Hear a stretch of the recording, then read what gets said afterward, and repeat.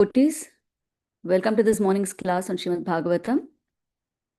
So, as usual, you'll begin with the Jai Radha Madhava prayers. Jai Radha Madhava Kunja Bihari, Jai Radha Madhava Kunja Bihari, Jaya Gopi Janavallabha Girivaradhari, Jaya Gopi Janavallabha Girivaradhari. Yashodanandana Braja Jana Ranjana, Yashodanandana Braja Jana Ranjana, Yamuna Tira Vanachari, Yamuna Tira Vanachari, Jai Radha Madhava Kunja Bihari, Hare Krishna, Hare Krishna, Krishna Krishna, Hare Hare, Hare Rama, Hare Rama, Rama Rama, Hare Hare, Hare Krishna, Hare Krishna, Krishna Krishna, Hare Hare, Hare Rama, Hare Rama, Rama Rama, Hare Hare, Hare Krishna, Krishna Krishna, Hare Hare, Hare Rama, Rama Rama, Hare Hare. Jaya Radha Giridhari, Radha Giridhari Radhe. Jai Radha Shama Sundar, Radha Shama Sundar Radhe. Jai Giri Govardhan, Jaya Giri Govardhan, Jaya Giri Govardhan, Jaya Giri Govardhan.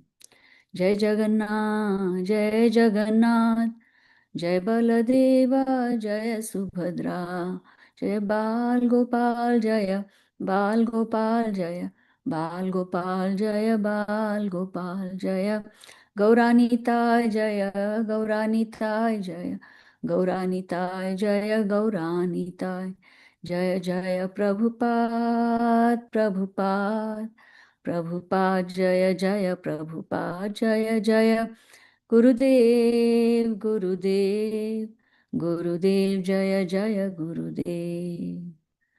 बोलो श्री श्री राधा गिरिधरी भगवान की जय, श्री जगन्नाथ बलदेव सुभद्रा माई की जय, श्री गौर निताय की जय, श्री प्रभुपाद की जय, गुरुदेव की जय. Read a little bit from the Srila Prabhupada Lilamrita, continuing from where we were yesterday.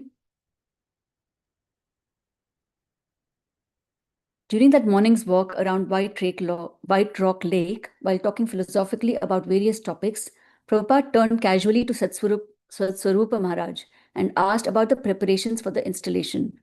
When Satswarupa said he was uncertain whether Krishna's paint would be dry enough, Prabhupada suddenly stopped. If the deities weren't ready, he said, there was no use in his staying any longer in Dallas. Turning to his secretary, he told him to change their flight reservations as soon as possible. Satswarupa begged forgiveness and said that maybe everything could still be done on schedule. Prabhupada's angry mood changed and he continued walking, talking about other matters. Later in his room, Prabhupada talked alone to Satswarupa, continuing on the point of his morning lecture about materialistic life. In a casual way, as most people would talk about ordinary things, Prabhupada spoke of the foolishness of the conditioned souls. They think that just by having a big family and being absorbed in mundane activities, they do not have to concern themselves with death or with the next life. As Prabhupada spoke, he shook his head in disbelief, considering the incredulous position of the materialist. All of Prabhupada's disciples noted the same amazing thing about him. Wherever he went, his consciousness was always in transcendence. Whether staying up late, worrying and talking about Bombay, or criticizing devotees for repainting the deity, his mind was ever moving from one Krishna-conscious consideration to another. The devotees with him would sometimes observe his awesome Krishna consciousness from a respectful distance. At other times, they might, in the name of service, speak up and become more personally involved. Or they might find themselves thrust under the direct scrutiny of his demanding attention. No one could presume or accurately predict in what way Prabhupada would act in his constant, grave service to his spiritual master. While sitting with Satswarupa Maharaj, Prabhupada began humming and singing a Sanskrit phrase from the morning's Bhagavatam class. Griheshu Grihamedhinam. Then he asked, how is the deity? Satswarupa said he thought he was dry. Prabhupada stood and walked into the room where Janava was examining the repainted deity. Calmly, he stood before Radha and Krishna, singing to himself. Yes, he said, now it's all right. Later that morning in the temple room, Prabhupada sat on his Vyasasan and installed Radha and Krishna, reciting the prayers from the Brahma Samhita. He then offered the first arati to the deities, who had been hastily dressed and placed on an almost bare altar. Prabhupada seemed pleased, however, and later went up to his room and wrote on a piece of paper, Radha Kalachandji, the deity of Dallas, September 12, 1972, A.C. Bhaktivedanta Swami. Kalachandji, he said, meant black moon. Shri Prabhupada ki jai.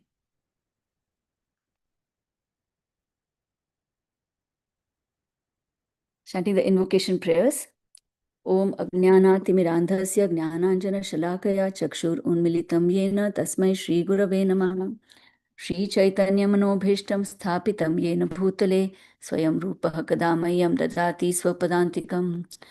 Vandeham Shri Guru Shri Yutapadakamalam Shri Gurun Vaishnavamscha Shri Rupam Sagrajatam Sahagana Raghunathan Vitam Tam Sajivam Sadvaitam Savadutam Parijana Sahitam Krishna Chaitanya Devam Shri Radha Krishna Padan Sahagana Lalita Shri Vishakhan Vitamscha. हे कृष्ण करुणा सिंधो दीन बंधो जगतपते गोपेश गोपिका कांता राधा कांता नमोस्तुते तप्त कांचन गौरांगी राधे वृंदावनेश्वरी वृषभानुसुते देवी प्रणमामि हरिप्रिये वाञ्छाकल्पतरुभ्यश्च कृपा सिन्धुभ्य एव च पतितानां पावनेभ्यो वैष्णवेभ्यो नमो नमः।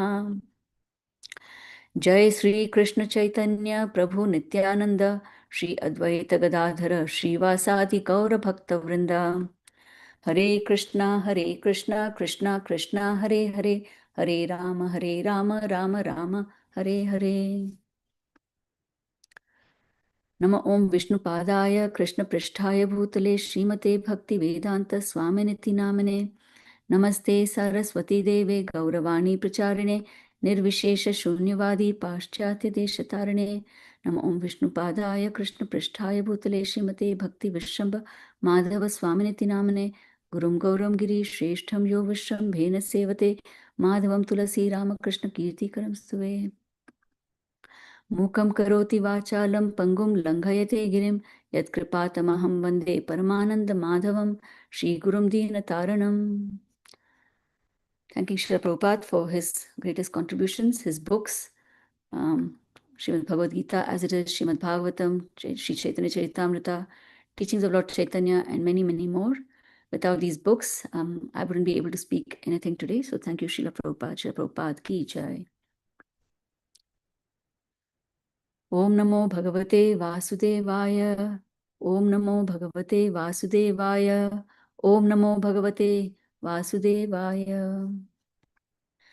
नारायणं नमस्कृत्य नरं चैव नरोत्तमं देवीं सरस्वतीं व्यासं ततो जयम् उदीरयेत्। नष्टप्रायेषु भद्रेषु नित्यं भगवत सेवया भगवती उत्तमश्लोके भक्तिर्भवति नैष्ठिकी। शृण्वतां स्वकथा कृष्णा पुण्यश्रवणकीर्तनः हृदयन्तस्थो ह्य भद्राणि विधुनोति सुहृत्सताम्। So we come to today's class on Srimad Bhagavatam.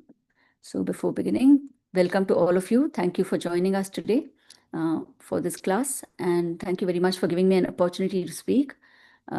Though I'm unqualified, I take this as an opportunity to purify myself. Thank you very much, dear devotees. So today's class is on Srimad Bhagavatam, Canto 5, titled The Creative Impetus, Chapter 23, which is the Shishumara Planetary Systems, and today's verse is verse number 3. So this is one of the shortest chapters, I believe, in the Srimad Bhagavatam. There are only 9 verses in this chapter, and we are on verse 3. So as usual, I will chant the verse, and then if anybody else wants to also chant, that'll be nice. यथा मेधी स्तंभ आक्रमण पशवः संयोजिता त्रिभिस्त्रिभिः शवनैर् यथा स्थानं मण्डलानि चरन्त्य एवं भगणा ग्रहादय एतस्मिन् अन्तर्बहिर्योगेन कालचक्र आयोजिता ध्रुवम् एवावलम्ब्य वायुनो दीर्यमाणा आकल्पान्तं परिचन् क्रमन्ति नभसि यथा मेघा शेनादयो वायुवशाः कर्मसारथयः परिवर्तन्ते एवं ज्योतिर्गणाः प्रकृतिपुरुषसंयोगानुगृहीताः कर्मनिर्मितगतयो भुवि न पतन्ति. Would anyone like to read the verse? Hare Krishna Mataji. Yes, right. Thank you. यथा मेटिस्तंभे आक्रमण पशव संयोजिताः त्रिभिः शवनैः यथास्थानं मण्डलानि चरन्ति एवं भगना ग्रह आदाय एतस्मिन् अन्तर्बहिर्योगेन कालचक्रे ध्रुवम् एव अवलम्ब वायुना उदीर्यमान आकल्प अन्तत् परिचक्रमन्ति नभसि यथा मेघा शेन आदाय वायुवशा कर्मसारथयः परिवर्तन्ते एवं ज्योतिर्गणा प्रकृतिपुरुष संयोग अनुगृहीता कर्म निर्मित गतयः भुवि न पतन्ति. Hare Krishna. Hare Krishna. Thank you, Mataji. Hare Krishna Mataji, I am also reading.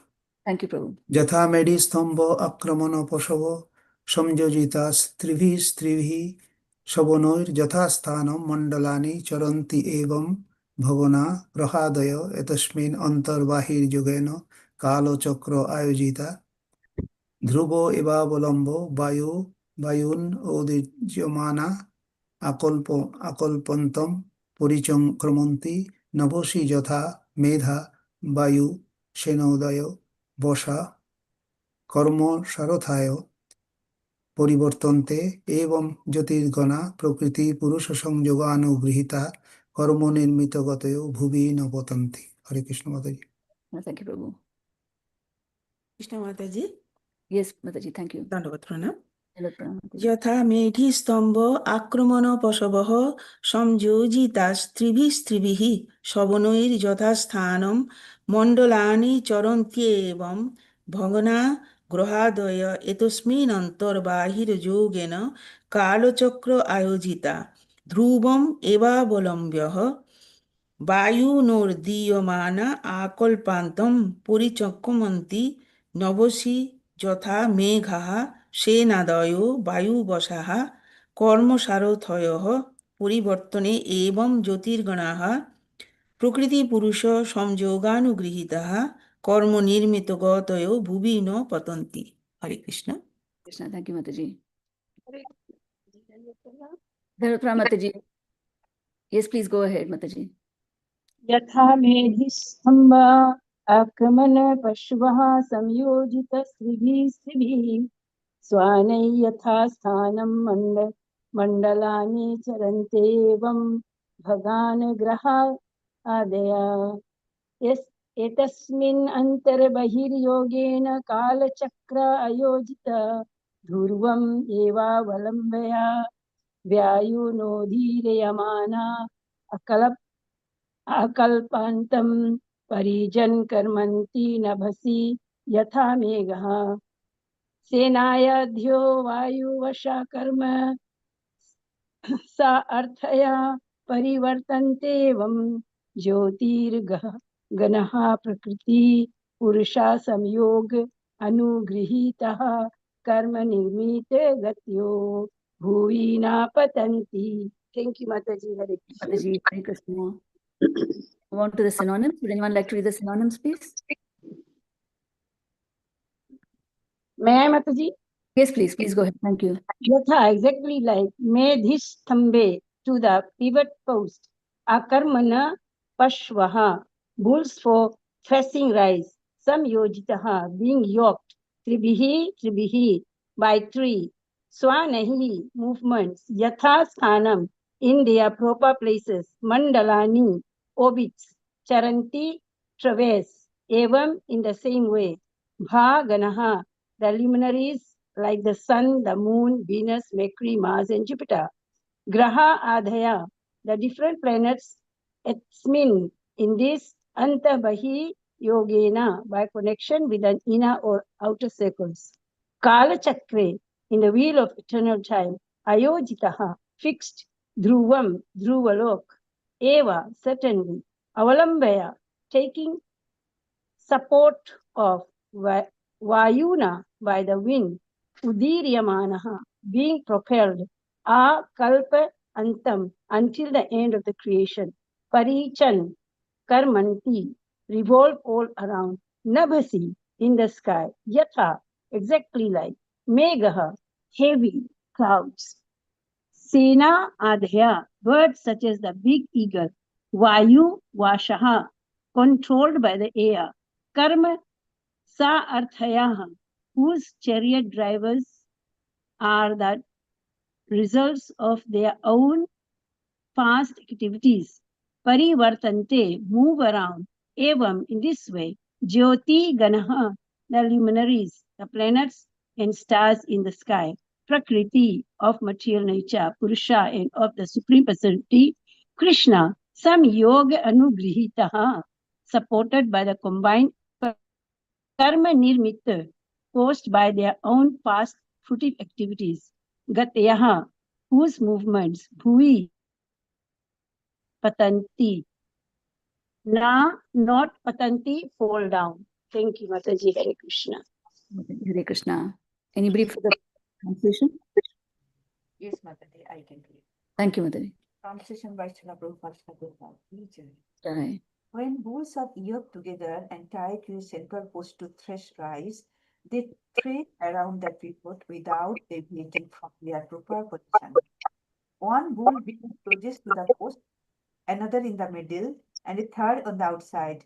Similarly, all the planets and all the hundreds and thousands of stars revolve around the pole star of Maharaja Prabhu. In their respective orbits, some higher and some lower, fastened by the Supreme Personality of Godhead to the machine of material nature, according to the results of their fruitive acts. They are driven around the pole star by the wind and will continue to be so until the end of creation. These planets float in the air within the vast sky, just as clouds with hundreds of tons of water float in the air, or as the great Shena eagles, due to the results of past activities, fly high in the sky and have no chance of falling to the ground. Thank you, Mataji. Thank you, Mataji. Hare Krishna. Purport is a little long, so maybe we can split it. If two people want to read, will be nice. Hare Krishna Mataji, I am reading. Part. So, according to the purport by Srila Prabhupada Trija, according to the description of the verse, the hundreds and thousands of stars and the great planets, such as the Sun, Moon, Venus, Mercury, Mars, and Jupiter, are not clustered together because of the law of gravity or any similar idea of the modern scientist. These planets and stars are all servants of the Supreme Personality of Godhead, Govinda or Krishna, and according to his order, they sit in their chariots and travel in their respective orbits. The orbits in which they move, and compared to machines given by the material nature to the operating deities of the stars and planets, who carry out the orders of the Supreme Personality of Godhead by revolving around the Dhruva Loko, which is occupied by the great devotee Maharaja Dhruva. This is confirmed in Brahma Samhita 5.52 as follows: Jachakshuresho Shobita Sakala Grahanam Raja Samasta Suramurti Rasesha Teja Jashanjaya Brahmati Shambhrita Kala Chakro Govindamadi Purusham Tamaham Bhajami.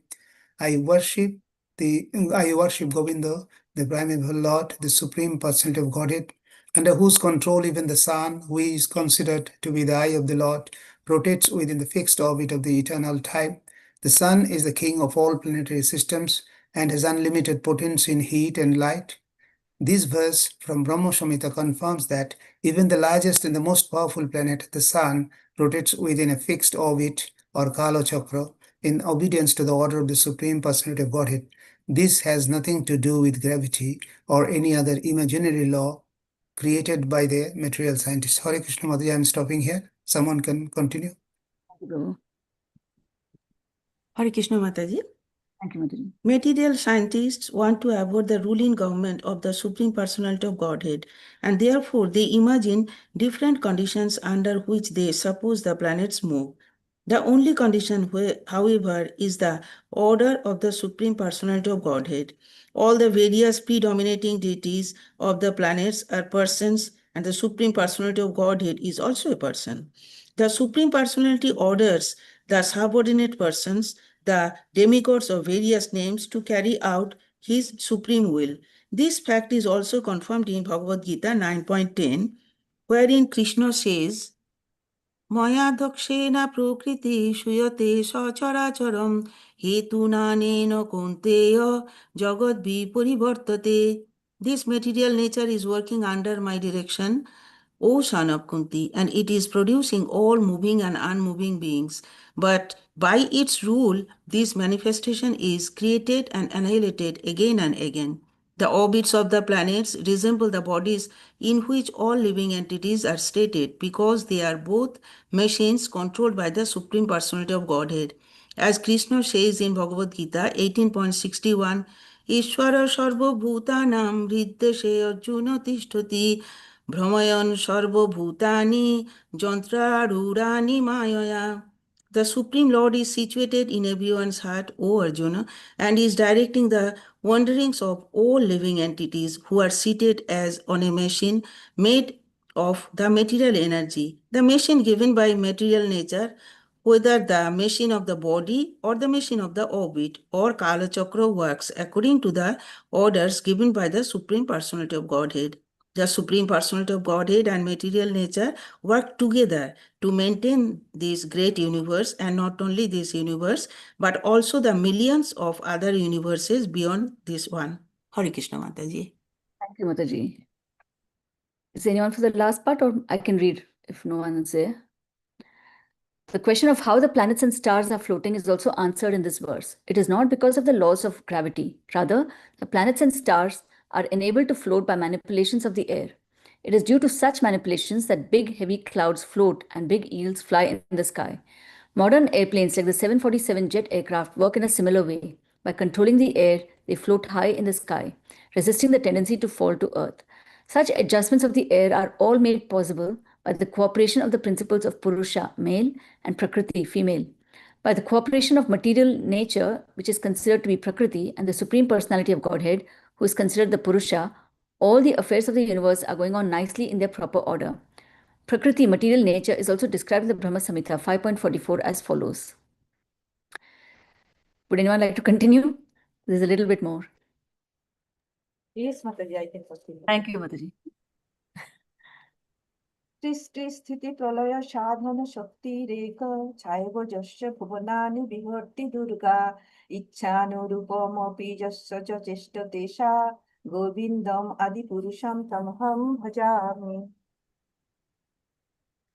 The eternal potency Maya, who is of the nature of the shadow of the chief spiritual potency, is worshipped by all people as Durga, the creating, preserving, and destroying agency of this mundane world. I adore the primeval Lord Govinda, in accordance with whose will Durga conducts herself.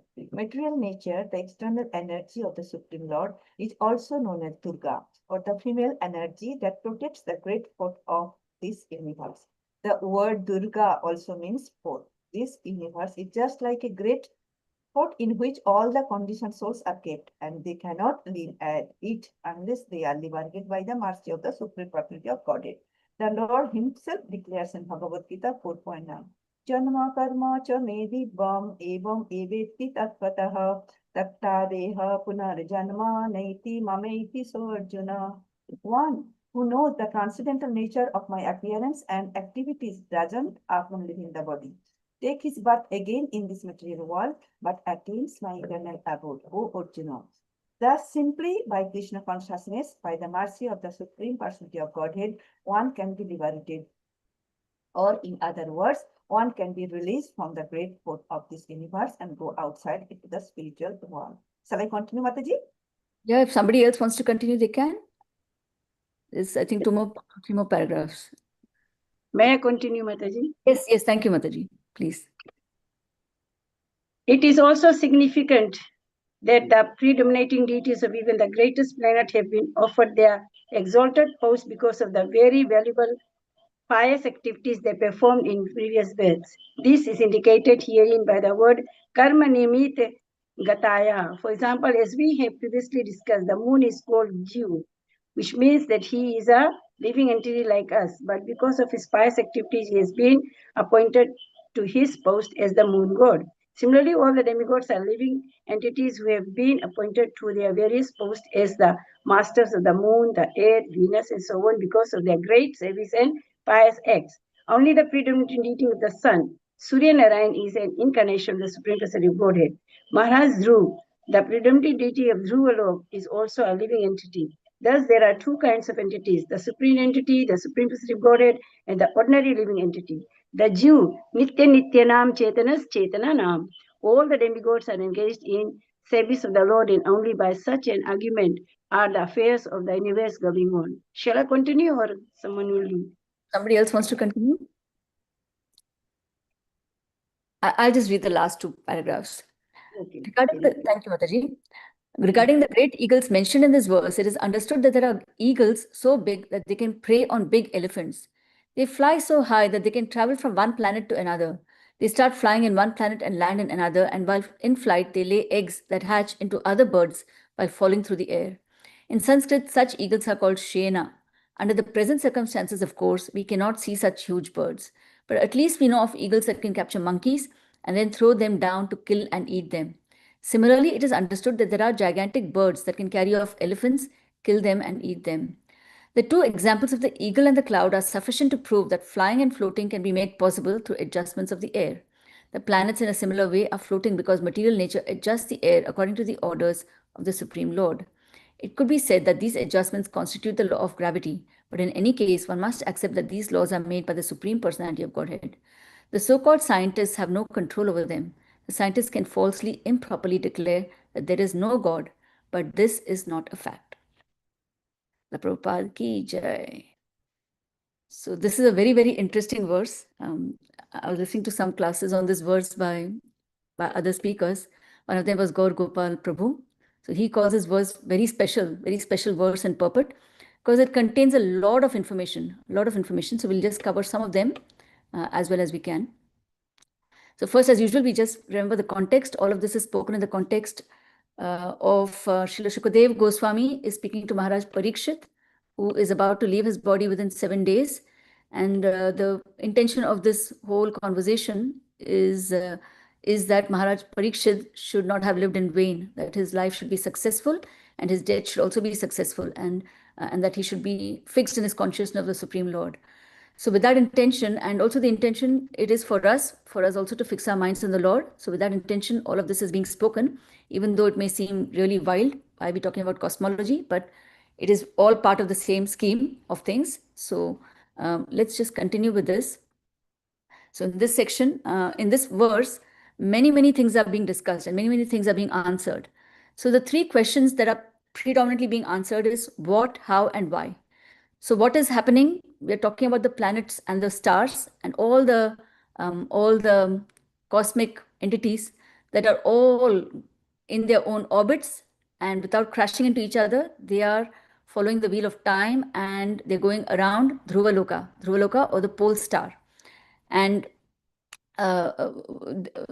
why and who are these entities? They're all powerful demigods, ruling entities of these planets and stars.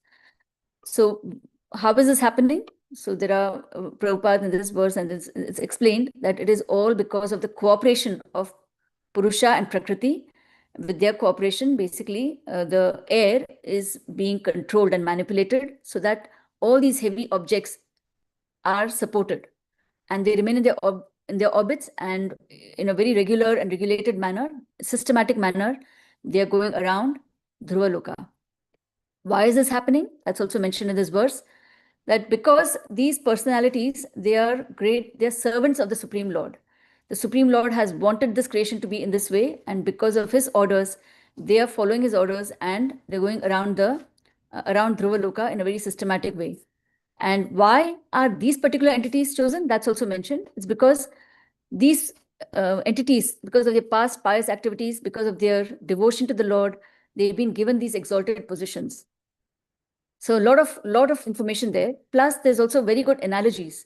So we've talked about the bulls, how the bulls are in the olden days when the bulls used to thresh rice. They used to be yoked to a central pivot, and in concentric circles they used to go around it without crashing into each other. So similarly, it's explained the planets and the stars are also moving around through a loka.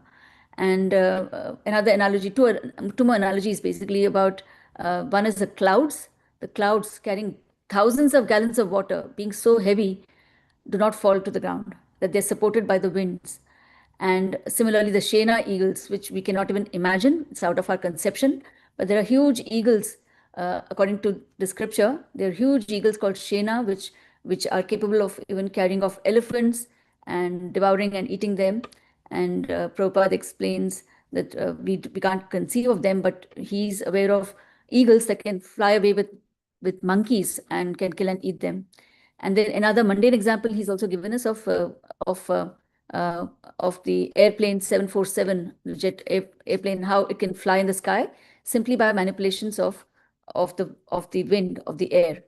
Now he also a few times in this verse, in this purport, compares or contrasts it to the scientist's conception, modern scientist's conception of the force of the law of gravity. How they believe that gravity does this, but at the end he concludes saying that even if we accept that it's gravity, law of gravity, who has made the law of gravity after all? So that's the Supreme Lord, and therefore that is the supreme reason why everything is happening. Now we come to the, therefore we are going to focus more on these questions and comparison between science and spirituality. This was briefly talked about a few days back also in His Grace Vrindavan Madhurya Prabhu's class, where he mentioned, who will you trust? Will you trust the scientists or will you trust the spiritualists? And today we'll talk a little bit more to see how our trust, builds up more in favor of spirituality. And we'll look at a few reasons around this. So one thing, of course, very clear, as also Prabhu mentioned the other day, that it's not that we are against science. It's not against that we are against scientists either, but we are against what he's termed scientism. Scientism meaning a fanatic belief that all the answers to everything can only be obtained from science, and that there's no other reality beyond science. That's what we are not so much for. Now, just to understand science versus spirituality, it's very interesting to note that in the early days, the beginnings of science, actually the origins of science lie in spirituality, lie in religion. Some of the very early scientists were all highly religious people. Some of them also were from the clergy. And their only interest in studying nature was they wanted to study God's creation. That was their original intention. And so they were not against religion. They were just wanting to study more of what they could see around them, which is God's creation. Many of them, so we can name a few: Newton, Kepler, Galileo, and many others also, Faraday, Pascal, Mendel, quite a few of them. They were all quite religious. And we also see in the early 20th century, I think one of the Nobel Prize winning physicists, his name was Sir William Bragg. He also said a very, very nice thing. He said, religion and science are only opposed. Religion and science are opposed, but only in the same sense as my thumb and forefinger are opposed. Between them, I can grasp everything. So even though they're facing in different directions, the reason you can grasp everything around us, grasp reality, is because of both these tools, science and spirituality. So they were not against religion. But we see over the decades what's happened is that science has moved further and further away from its roots, and it's getting more and more divorced from spirituality. So we will see some of the differences and between these two systems of study. So the first one is science basically studies the what and the how of things, whereas spirituality studies not only the what and the how, but also the why. Now let's just explain this a little bit. Like when I was in school, we were given an assignment, a question of why does the Earth look blue when it's observed from space? and we were given some 5 bonus points or something to get the correct answer. And the answer was that the winning answer was that because of the different wavelengths of light, because the wavelengths of light, some of the wavelengths are absorbed and some of the wavelengths are reflected, and therefore the Earth from space looks blue. Now, though the question asked was why does it look blue, the actual answer is nothing to do with the why. It's to do with the how. The mechanics of how something looks blue from space is, it's explained by, okay, these wavelengths are absorbed, these wavelengths are reflected. So it's all mechanical. There's the question of why actually relates to cause, to meaning, to purpose. And that purpose, meaning, cause, these kind of things is not explored by science at all. It only looks at what's seen and therefore what could be the reasons, experimentation and observation. So that's the second thing, is that science exclusively depends on observation and experimentation to arrive at its conclusions.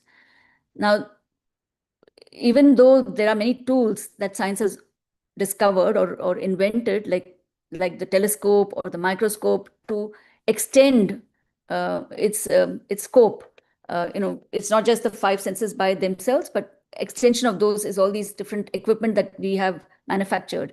But it still primarily depends on the 5 senses of human beings.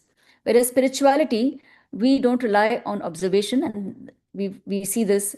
Srila Prabhupada also quotes Jiva Goswami from the Tattva Sandarbha, that the reason we don't rely entirely on our 5 senses or pratyaksha is because human beings, we have in this material world, they are subject to 4 defects. And the 4 defects, very briefly, are that one is our senses are limited, or our senses are very weak. And then we tend to come under illusion. We tend to make mistakes, and we also have a tendency to cheat. Now, because of these 4 defects, we cannot rely on observation alone for making any conclusion. So we rely on something that's beyond this material world, which is not subject to these 4 defects. So that's Shabda or Shruti, or we call it apaurushaya, because it is not subject to these 4 defects within this material world. It is beyond, it's transcendental. So that's what we rely on as spiritualists. Now, because science depends only on observation, therefore it can only measure those aspects of our space which are measurable. What is not measurable, it is not even concerned with. It does not even concern with anything that is not measurable. Whereas spirituality, we can see it's a more holistic approach. We not only study what's measurable, we also study what's not measurable. Look at Srimad Bhagavatam itself. In Canto 5, we're dealing with cosmology, which is, visible things that are around us. And there's also great details given in terms of the distances between all these planets and so on. So it's all what can be studied, what can be seen and measured, that's studied. But later on, we will see even other things are studied, other aspects are studied. Like, for example, we see in Canto 6, the power of the holy name. That power cannot be measured by science.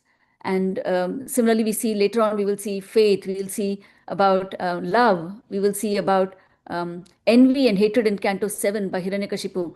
We will see about the devotion of Prahalad. So all these things which cannot be measured, even that's coming within the purview of spirituality. So it's far more holistic, it's more rounded. Now, both the discoveries of science and spirituality are equally fascinating. Science, we see in Cosmos, the scientist Carl Sagan, he says, the explanations by religion are not so exciting. The explanations by science are so exciting, so fascinating. But that's true, actually. Science, it is fascinating. Law of gravity, law of electromagnetism, atomic forces, all these are very, very fascinating. Eclipses, so many things you see around you. The explanations are so fascinating. But similarly, in spirituality also, the explanations are equally fascinating. How things work, how human beings are evolving towards becoming more spiritual. It's a very fascinating science. Now, science, we cannot deny, provides us with many useful inventions. All throughout our day, all throughout every aspect of our life, we depend on all these inventions that science has provided us, like heating, cooling, transportation, even cooking, Everything is so dependent on the inventions that we get from science, from the study of the observable universe. But on the other hand, spirituality, it is something that makes life meaningful. It makes life useful. It makes life worth living, because we study, we have His Grace Chaitanya Charan Prabhu. He says this very nicely. He says science is a study of matter, but spirituality is a study of what matters. So it's like that. We study what really matters. There might be so many things around us that are worth studying, but we narrow down on what makes our life meaningful. And of course, because of these inventions, science makes our life very comfortable. If you consider what our ancestors were living like 200 years ago, so much of discomfort, so much of pain in their everyday living, so much of effort to do so many things. And some things were not even possible, like traveling long distances was not possible in those days, simply because we didn't have all these inventions for flying and things like that. Spirituality, on the other hand, is the aim is to make life progressive. So while life can become more and more comfortable from iPhone 5 to iPhone 15, you become, more and more features added to it, but it doesn't really take you anywhere. You're still very much stuck over here, depending on all these things to make your life comfortable. Whereas spirituality tries to make life progressive, whereby we can actually get rid of the need for all these things. We can actually transcend all these things and attain a higher level of being. Therefore, looking at all these the things on the science side, if you look, because there is no why, there is a tendency for ugra karma. Let's just briefly look at what is this ugra karma. Little brief description from Bhagavad Gita, chapter 16, the divine and the demoniac. Some verses from there. We'll just read the English, keeping in mind time. So we are verses 8 to 18. I'll just read the English. They say that this world is unreal, with no foundation, no God in control. They say it is produced of sex desire and has no cause other than lust. Following such conclusions, the demoniac, who are lost to themselves and who have no intelligence, engage in unbeneficial, horrible works meant to destroy the world. Taking shelter of insatiable lust and absorbed in the conceit of pride and false prestige, the demoniac, thus illusioned, are always sworn to unclean work, attracted by the impermanent. They believe that to gratify the senses is the prime necessity of human civilization. Thus, until the end of life, their anxiety is immeasurable. Bound by a network of hundreds of thousands of desires and absorbed in lust and anger, they secure money by illegal means for sense gratification. The demoniac person thinks, so much wealth do I have today, and I will gain more according to my schemes. So much is mine now, and it will increase in the future, more and more. He is my enemy, and I have killed him, and my other enemies will also be killed. I am the Lord of everything. I am the enjoyer. I am perfect, powerful, and happy. I am the richest man surrounded by aristocratic relatives. There is none so powerful and happy as I am. I shall perform sacrifices. I shall give some charity, and thus I shall rejoice. In this way, such persons are deluded by ignorance.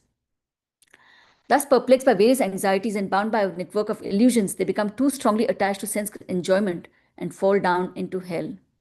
Self-complacent and always impudent, deluded by wealth and false prestige, they sometimes proudly perform sacrifices in name only, without following any rules or regulations.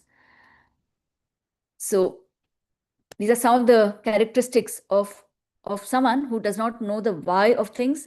They think there's no God in control, there's no basis for anything, no foundation for anything. Therefore, that is their orientation in life. Conceit, pride, arrogance, anger, envy, competition, all of that is a product of this kind of thinking. Whereas spirituality has got a great potential for akarma, working towards liberation. Let's just look at a few verses from chapter 5 of the same Bhagavad Gita, from verse 20 to 26. A person who neither rejoices upon achieving something pleasant nor laments upon obtaining something unpleasant, who is self-intelligent, who is unbewildered, and who knows the science of God, is already situated in transcendence. Such a liberated person is not attracted to material sense pleasure, but is always in trance, enjoying the pleasure within. In this way, the self-realized person enjoys unlimited happiness, for he concentrates on the Supreme. An intelligent person does not take part in the sources of misery which are due to the contact with the material senses. O son of Kunti, such pleasures have a beginning and an end. and so the wise man does not delight in them. Before giving up this present body, if one is able to tolerate the urges of the material senses and check the force of desire and anger, he is well situated and is happy in this world. One whose happiness is within, who is active and rejoices within, and whose aim is inward is actually the perfect mystic. He is liberated in the Supreme, and ultimately he attains the Supreme. Those who are beyond the dualities that arise from doubts, whose minds are engaged within, who are always busy working for the welfare of all living beings, and who are free from all sins, achieve liberation.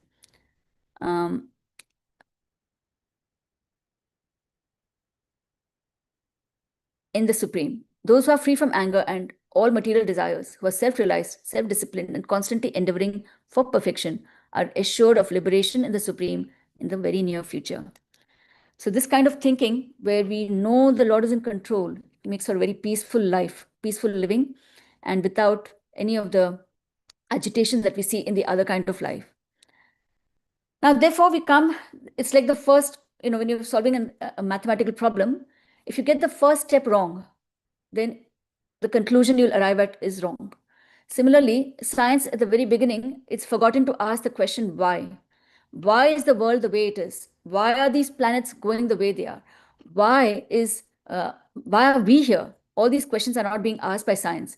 And therefore, the conclusion they arrive at also can tend towards something not very pleasant. But asking why is actually the most natural question also. If you see children when they're born, when they're very little, they keep asking why, but why? They go on asking. And in fact, it might be irritating to the parents and the teachers as well. But that questioning nature is actually very good. You see, why is very important. I could think of two main reasons why this asking why is so important. One is for ethical reasons. Because if you don't know why all of this is here, who is behind all of this, if you don't know this, then you are going to probably misuse or misappropriate somebody else's property, right? If you don't know that these planets and this world and this creation is all the Lord's, and he's put it here for a certain reason, you don't know why it is here, you just say, oh, I don't care, I don't want to know about why, just brush it under the carpet, and let me just assume it is for my sense gratification, it's for my enjoyment, for my benefit it is here. Then obviously you're going to, we're just like thieves. As Ishopanishad says, we are only thieves if we don't acknowledge that it belongs to someone and that we should therefore, use it for the purpose it was intended. The second big reason why is so important is that if we don't know the reason why things are there around us, why this cosmic manifestation is here, why all this matter is there around us, why we are here, if we don't know it, then we are not going to operate at our full potential. Even matter, the full potential of matter is that it can help us liberate ourselves. So for example, if there's a flower and the flower is offered in a garland to the Lord, then its use of it is at its full potential because it's helping us become more spiritual, helping us purify ourselves. Whereas if we use it for other reasons, like if you use it for decorating the home or yourself, you're still using it, but it's not being used to its full potential. It's just an example of somebody having an iPhone 15, and they don't know it's an iPhone 15. It's just like a little square thing they have with them, a little rectangular block of material. If they don't know what it is, they don't have the user's manual, they might even use it as a door stopper. And while it can be very effective as a door stopper, it is not its full potential. If somebody knows its full use, they know, oh, this can be used to communicate, it can be used to collaborate, it can be used to educate, it can be used to entertain. There's so much of potential within this iPhone. But if I don't know why it is made or what's its purpose, then I'm not going to use it properly. In fact, science attributes most things to chance. Everything is chance, everything is random in nature. But in Sanskrit, actually, I was trying to see if there is any similar word. And there is no direct, there's only words which indicate that there's a supreme beyond everything. For example, one word I came across is adrishtam. Adrishtam means that which cannot be seen. So there's an unseen hand which is making things happen. Similarly, you have another word which is yadricha. Again, somebody's wish that's creating everything. Then Daivatas. So there is some Dev above and beyond this. So nothing is chance. As we understand, nothing is chance. Everything happens with a purpose. We see in Bhagavad Gita also, in the first chapter itself, we have the example of Duryodhana and we have the example of Arjuna. Both of them, we have the chapter 1 is titled Observing the Armies. So both of them are observing the same armies, people, they're observing the same people. Let's see what conclusion they come at. Bhagavad Gita 1.9, Duryodhana says, Anye cha bahava shura mad arthe tyakta jivitaha nana shastra praharanaha sarve yuddha visharadaha. There are many other heroes who are prepared to lay down their lives for my sake. All of them are well equipped with different kinds of weapons and all are experienced in military science. So here the key word is all of them are going to die for my sake. My sake meaning to make me the king, all of these people are condemned to die or they're willing to die, willing to lay down their life. So all this destruction, the cause of this war, it's fully justified because it's being done to make me the king. Whereas let's look at Arjuna. Arjuna's reaction later on in 1.31, he says, Na cha shreyonu pashyami hatva swajanamahave na kangshe vijayam Krishna na cha rajam sukhani cha. I do not see how any good can come from killing my own kinsmen in this battle, nor can I, my dear Krishna, desire any subsequent victory, kingdom, or happiness. So here is Arjuna seeing the same armies, and what does he feel? He feels compassion. He feels a disinclination to fight. He's lost all enthusiasm because he says, oh, all these people are going to die. For what? For my sake, to make me the king. I don't have any joy. I don't want the kingdom. I don't want any of this. So here he is. Both of them, in fact, both Duryodhana and Arjuna, both of them, of course, Arjuna, we can say it was so that the Bhagavad Gita can be spoken for our benefit. He was temporarily put into illusion. But both of them are showing signs of having the wrong purpose. For example, Duryodhana, because of the wrong purpose, he thinks the purpose of the war is to make him the king. Therefore, his tendency, because of his basic nature, demonic nature, it is towards ugra karma. He's ready to kill and destroy everything for that meager result. Whereas Arjuna, he's seeing all this. He knows that his Kshatriya dharma, his duty, his prescribed duty is to fight. But he's losing enthusiasm. He doesn't want to fight. So either if we don't have the right purpose, later on, of course, Krishna speaks the whole Bhagavad Gita. And at the end, Arjuna says, Karishye vachanam tava, that I will do as you please. Because that is actually the real purpose. The real purpose of anything, of doing anything, is that we please the Supreme Lord, that we are instruments for Him, we act for Him, for the work He wants done. That is our purpose. And when that purpose is very clear, then we won't tend towards ugra karma, which leads us downward spiral towards hell, and we won't tend towards disinclination to do our duty. We'll be enthusiastic to perform our duty, to be a servitor of the Supreme Lord. There is a book called, it's a very nice book written by a survivor who survived the Nazi concentration camps. It's called Man's Search for Meaning. It's written by a Jewish person. His name is Viktor Frankl, Dr. Viktor Frankl. So he was a doctor. He's a medical doctor as well as a psychologist. And after he came out of the concentration camp, he wrote this book. And he says how human beings, we need meaning, we need purpose in our life. With purpose, we can survive even the greatest odds. So he also quotes the philosopher Nietzsche. He says, he who has a why to live for can bear almost anyhow.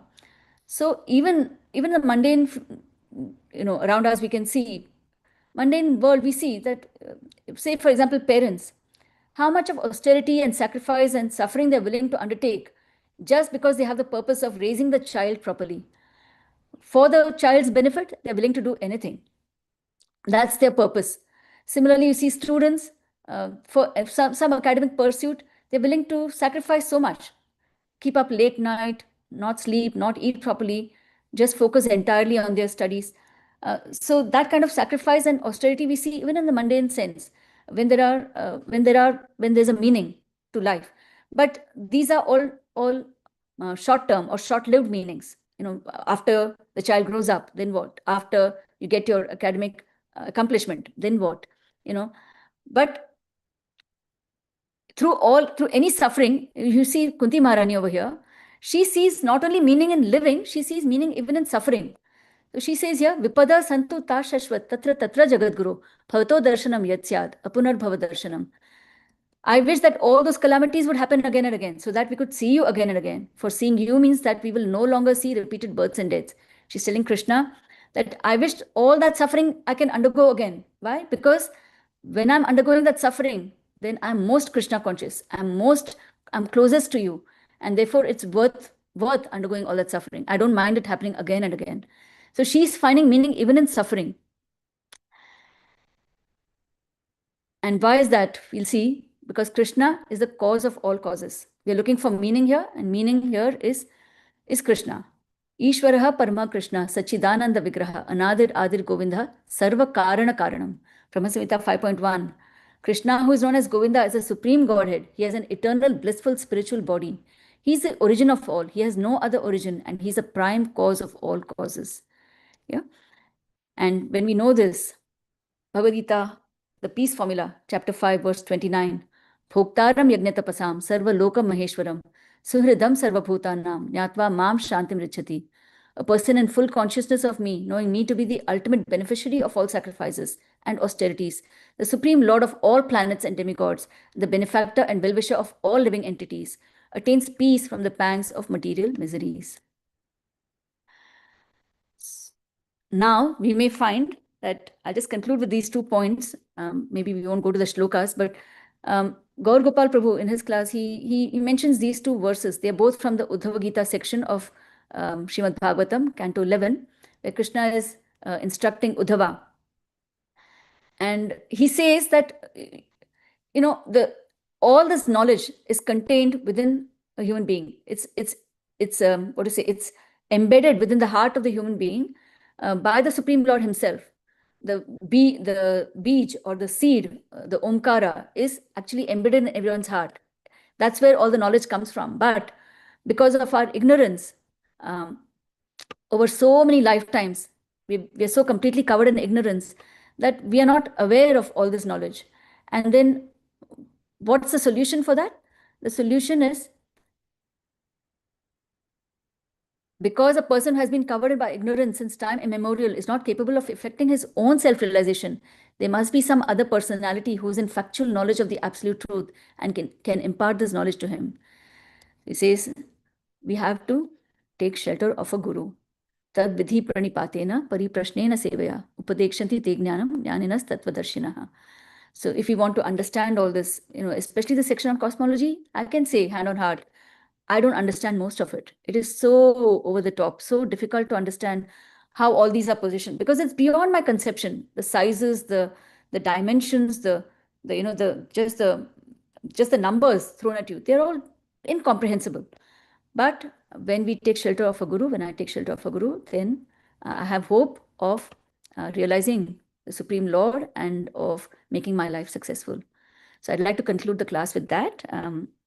There are still a couple of minutes. If anybody wants to make any points, any additions, any corrections, please feel free to contribute now. Thank you very much. Hare Krishna.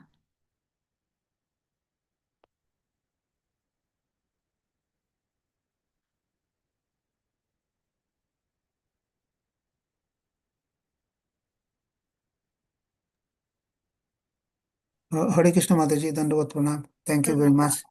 A very nice class and explaining the verse from different angles, and ultimately that boils down that the conflict between the science and spirituality you have mentioned, or the dharma aspect of the life. Thank you very much, and you have explained so much and hardly anything left to speak about. And thank you once again for the class. And one thing came into my mind, that ultimately we remember a small incident in our college days when we entered the college at the time, and our department, a professor of physics once told us that the science cannot, and at that time I remember that I never forgot that what he said, that ultimately science failed at the point why it happened, that you have very nicely pointed out. He were explaining the law of gravitation, all that, but ultimately if one says why it is like that, and then the science falls flat at that point. Because they do not recognize a person behind it, which they do not accept because they cannot see it, because they cannot see it with the normal senses, as we cannot see Krishna because of that. But Krishna is the source of everything. In a similar way, when we know that the ultimate there is a person behind it, as Prabhupada in all his purport in Bhagavatam and Bhagavad Gita, everywhere is trying to say how we can know the person behind it, who is Abhajananti Mahamburas. They cannot, he has told them Mura in one sense because they do not realize that person who is the Natto Dharajatha. He is the, he is doing all the, he is in a previously we have seen the dolls were given dances and they were being pulled by a person, and he is the person doing all these things. But people are puzzled, and sometimes they cannot understand who is the person because. And Prabhupada has given another example. Sometimes Guru Maharaj, Guru Maharaj Subhakshan Maharaj also say that just like a small boy, he knows that his father is acting in a drama, and he is dressed in a different way, and he is asking his mother or well, where is my father? So, but he is telling, mother is telling he is the father, but he cannot recognize because he is in a different dress. In a similar way, in this material world, the Lord is doing everything, and he is the real controller. But he is at the same time, this is the fallacy at the same time that we cannot understand. That is the role of Maya, that he is keeping us away from us. When we, with the help of our spiritual master, try to understand who is the real person or the spiritual knowledge, we try to inquire with the help of our guru or our spiritual master and the association of the devotees. We realize what is the real knowledge and what is the purposeful for our life, by which we can make our life purposeful, and ultimately we can know how can override the cycle of birth and death. This is the real problem of human life. And in this life only we can overcome it. And if we can use our life for that purpose, with the help of a guru and spiritual master, and also other devotees in association, then we can make our life purposeful. And that is the ultimate goal. That is the success of human life. And you have very nicely, very clearly explained the different angles of that. So thank you once again for your very nice class. Hare Krishna, Mother. Thank you once again. Hare Krishna. Very nice point. Thank you. There's no Hare other. Hare Krishna Mataji, Dhanava Pranam. Prabhu. Thank you for such a illuminating class, such different insights, and Abhay Charan Prabhu has already commented on the why content of this, which the science is not explaining or confronting. They're just doing, they're just more on how. Yeah. So that's a wonderful. And when you quoted this from chapter 16 about the Ugra Karma, I mean, I was just visualizing the current political and situation in the material world. I mean, exactly why this war is happening. And it's such a vivid description if you analyze it properly, exactly as Krishna has mentioned, that the materialist thing they want to enjoy, and everything is happening because of their desire to enjoy, and they think there's no other cause than sex desire. This is a very amazing explanation. That's what's happening in the current world situation. All these wars are happening, and I was just amazed that you had put this out in this verse, and it's very good explanation. Very timely. Overall, very inspiring class, Padri, and I think you should give more classes on science and material of nature. Such amazing thing. Well, thank you for your inspiring class, Padri. Hare Krishna. Hare Krishna. I was just thinking, one, that Ugra Karma, we're seeing the wars, and on the other hand, we see youth who are totally disinterested, unenthusiastic, and we see they don't have, like, he says, they have the means. Most people are okay, they've got the means to live, but they have no meaning to live for. And so they're, kind of disenchanted, disinterested. You see a lot of that kind of things also happening. Like youth are especially not not feeling as enthusiastic, because they don't see any meaning in all this. Anyway, that is it. Thank you very much for your kind words. If there's anything else to add, otherwise we can close off because it's 8. One more question, just a comment or question. You mentioned that the transcendent knowledge is embedded in the heart of all the living entities. Basically, the Omkar is like a seed. Yeah. So, in spite of this, why are people not realizing it, or why are they not? They're not caring about it. It's within the heart. It's already there, but they have no clue. So it's like somebody is it's like very encode. good. Yeah. Yeah. Needs to be decoded, and that decoding we can't, as the other verse says, we can't do it ourselves. It's like somebody who's bound, he can't free himself. We need somebody who's free to free us. And the main, I think one other thing is that people are so busy, they have no time to stop and reflect and think. Like this question of why, nobody's even thinking.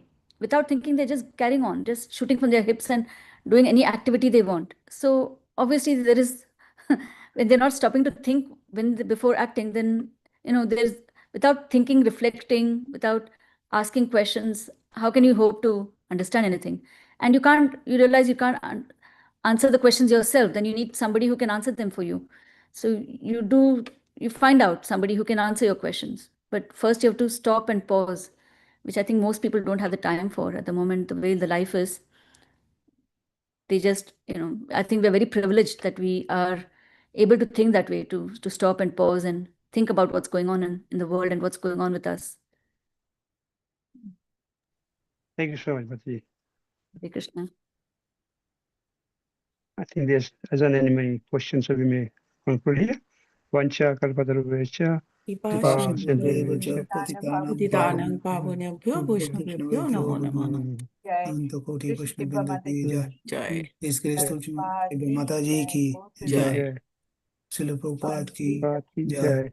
Thank you. Gaur Premanande Hari Hari. Nice explanation. Hare